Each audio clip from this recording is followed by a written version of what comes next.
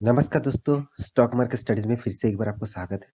तो आज मैं बात करने वाला हूँ बीपीसीएल के बारे में क्योंकि बीपीसीएल देखा जाए सिर्फ बीपीसीएल नहीं, ऑल ओवर जितने सारे इंडियन के ऑयल रिफाइनरिंग कंपनी है, उसके ऊपर बहुत बड़ा प्रेशर आने वाला है। ऑब्वियसली प्रेशर स्टार्ट हो चुके हैं और यहाँ पे मैं आज के दिन भी बात करूँगा बीपीसीएल के ऊपर क्योंकि बीपीसीएल जो एकमात्र शेयर्स है, जो आज के दिन 52 वीक का लो भी अचीव किया।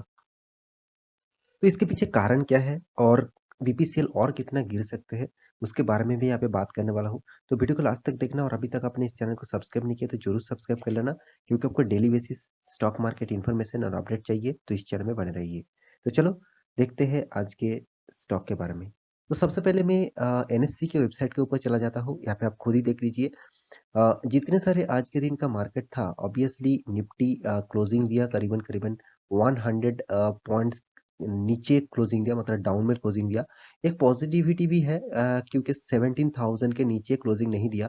फिर भी देखिए मार्केट प्रेशर में है, बहुत प्रेशर में है क्योंकि एफआईएस जो है वो बहुत भारी भरकम माल डेली बेसिस माल बेचते जा रहा है और इसका फ़ायदा ऑब्वियसली इंडियन इन्वेस्टर भी उठा रहा है, डीआईएस जो अच्छा खासा माल यहाँ पे बाइंग कर रहा है। तो एक पॉजिटिव भी है, एक नेगेटिव भी है। तो इसका जो पीछे कारण है, वो कारण तो आप सभी जानते हैं। वो कारण है रसिया और यूक्रेन। इस दोनों देशों के बीच जो जो थर्ड वार शुरू होने वाला है, इस तरीके से कुछ सिचुएशन क्रिएट हो चुके हैं।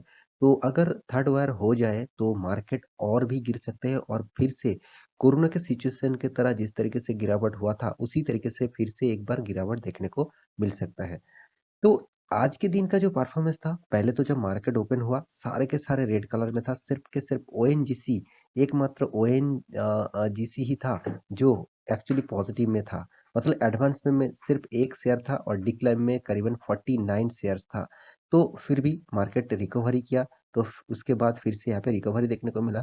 फिर भी देखिए जितने सारे टॉप गेनर्स हैं, उनमें तो नाम आपने देखा ही होगा, मगर सबसे ज़्यादा पिटे हुए हैं स्टील सेक्टर और ऑयल सेक्टर। तो यहाँ पे देख सकते हैं स्टील सेक्टर सबसे ज़्यादा पिटे हुए हैं टाटा स्टील। उसके बाद देखिए बीपीसीएल ये भी पिटे हुए हैं क्योंकि बीपीसीएल के आज के दिन कंपनी ने 52 वीक का 52 वीक का लो भी अचीव किया। तो अभी फिलहाल के लिए क्या करना चाहिए इस कंपनी के ऊपर? वो तो बात करूँगा। अगर सबसे पहले देख लेते हैं बीपीसीएल क्यों इतना पिटे हुए हैं? उसके पीछे रीज़न सबसे पहले मैं आपको दिखा देता हूँ। और उसको दिखाने से पहले मैं पहले वर्ल्ड मार्केट के ऊपर चला जाता हूँ। यहाँ पे देख लीजिए निफ्टी आज के दिन निफ्टी 50 करीबन 0.67% तक गिरावट देखने को मिला और सेंसेक्स भी करीबन 0.66% तक गिरावट हाँ, बहुत ज़्यादा गिरावट था। सेंस निफ्टी तो करीबन 250% से भी 250 पॉइंट से भी ज़्यादा गिरावट था और बीएसई तो 1000 पॉइंट तक गिरावट था और बैंक निफ्टी करीबन 800 पॉइंट तक गिरावट था। तो उसको रिकवरी किया और फिलहाल के लिए 1% के नीचे यहाँ पे क्लोजिंग दिया है। तो इसका कारण जो है वो मेन कारण है देखिए सारे के सारे वर्ल्ड के सारे मार्केट यहाँ पे रेड कलर में आपको देखने को मिलेगा। वो डाउ जोन्स मतलब अमेरिकन बाजार पिछले दिनों में तो क्लोजिंग था इसलिए परफॉर्मेंस यहाँ पे उतना यहाँ पे डीपली आपको नहीं मिलेगा क्योंकि उसका छुट्टी था मंडे के दिन और आज मार्केट ओपन होगा तो देखा जाएगा किस तरीके से ओपन होता है।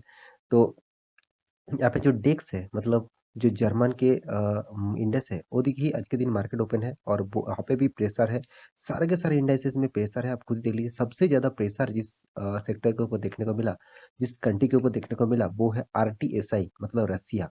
रसिया का 2 दिग्गज इंडेक्स आरटीएसआई एंड ईएक्स दोनों ही इंडेक्स देख लीजिए 5% तक गिरावट और आज के दिन मार्केट गिरावट का मेन कारण था यहाँ पे दोनों जो 5% दिख रहा है वो पिछले दिनों में करीबन 13% से भी ज़्यादा 13 से 15% से भी ज़्यादा गिरावट हुआ था। तो इसके पीछे अभी भी जो सिनेरियो क्रिएट हो चुके हैं उसके लिए बहुत सारा क्राइसिस होगा और साथ ही साथ वर्ल्ड के जितने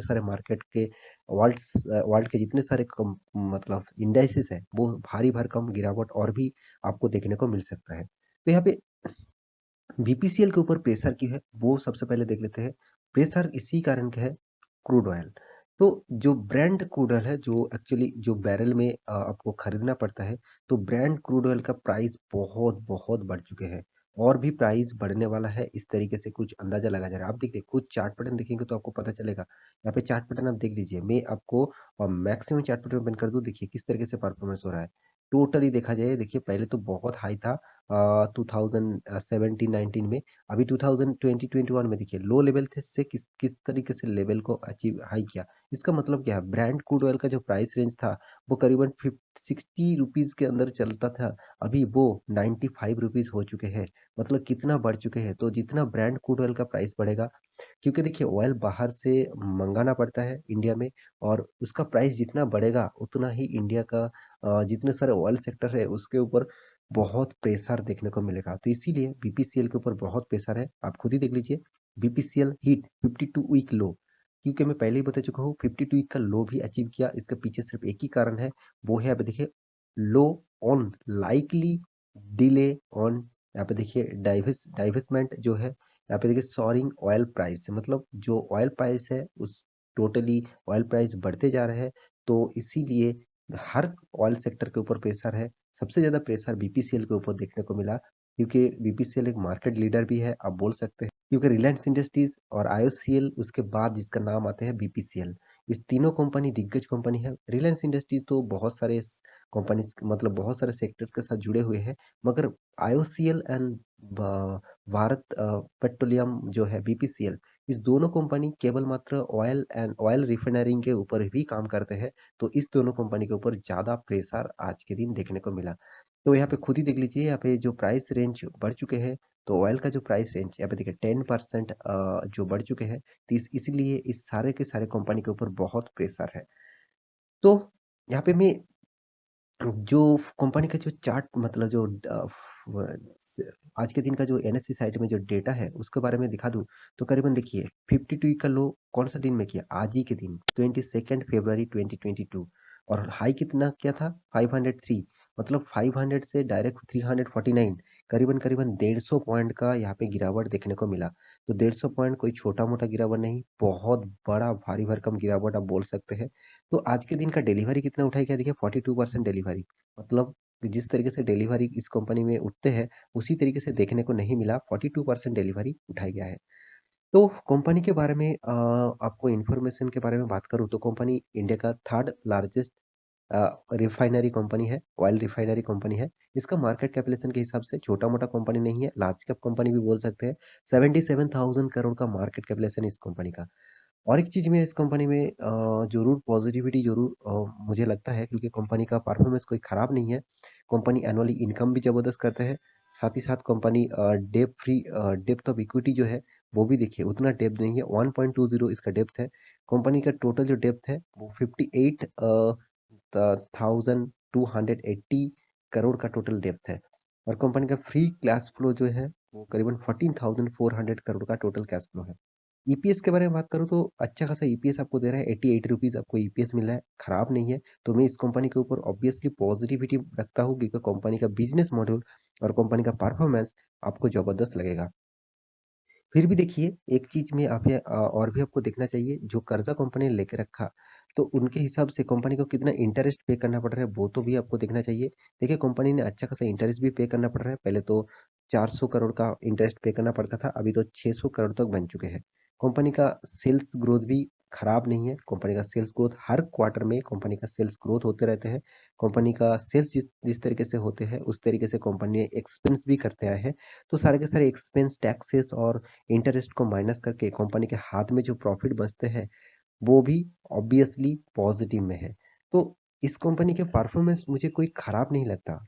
फिर भी इस कंपनी के बारे में थोड़ा-सा जानकारी मैं और भी देना चाहता हूँ, क्योंकि देखिए कंपनी जो सेल्स करते हैं, उतना ज़्यादा सेल्स यहाँ पे आपको दिखने के मतलब नहीं दिखाई देखने को मिलेगा, और प्रॉफ़िट जो ग्रोथ है, वो खराब नहीं है, प्रॉफ़िट ग्रोथ ठीक-ठाक है। कंपनी का रिटर्न ऑन इक्विटी मुझे बहुत अच्छा खासा लगता है। कंपनी आपको किस तरीके से रिटर्न दिया, 10 साल में तो प्रॉफ़िट दिया 13% का, 5 साल में नेगेटिव, 2-3 साल में नेगेटिव, सॉरी 3 साल में 2%, ना के बराबर आप बोल सकते हैं, 1 साल में 13% तक नेगेटिव। मतलब यहाँ पे जो भारी-भरकम गिरावट हुआ, 52 वीक का लो भी अचीव किया, इसी के कारण यहाँ पे 13% तक आपको 1 साल के अंदर नेगेटिविटी देखने को मिला। तो देखिए कंपनी में आपको शेयर होल्डिंग में आपको सबसे ज़्यादा जो पॉज़िटिव मुझे लगा वो है डीआईएस। डीआईएस देखिए डोमेस्टिक इन्वेस्टर पहले 15% होल्डिंग करके रखा था। एफआईएस भी 15% होल्ड करके रखा था। अभी फिलहाल के लिए जो दिसंबर क्वार्टर है उनमें देखा जाए तो एफआईएस ने 12% होल्ड करके रखा। उस और आप डीआईएस देख लीजिए 21% से भी ज़्यादा होल्ड करके रखा और पब्लिक देखिए 12% तक होल्ड करके रखा। इसका मतलब क्या है?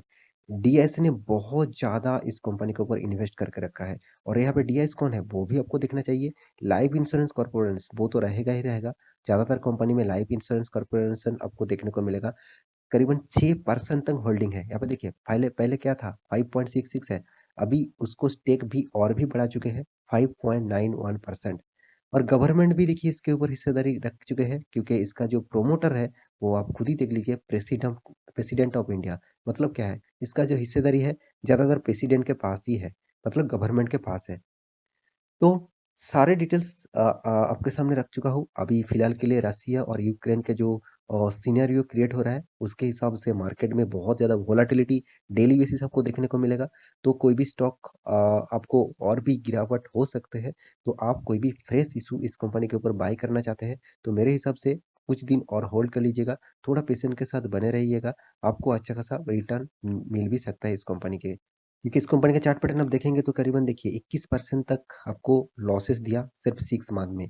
तो 21% लॉस कोई छोटा-मोटा लॉस नहीं है, आपका फंड का 21% लॉस मतलब बहुत बड़ा लॉसेस माना जाता है। तो फिर भी देखिए इस कंपनी के ऊपर आपको बने रहने के लिए ज़रूर कहूँगा क्योंकि 5 साल और मैक्सिमम चार्ट पैटर्न देखेंगे तो कंपनी का अच्छा खासा परफॉर्मेंस आपको देखने को मिलेगा।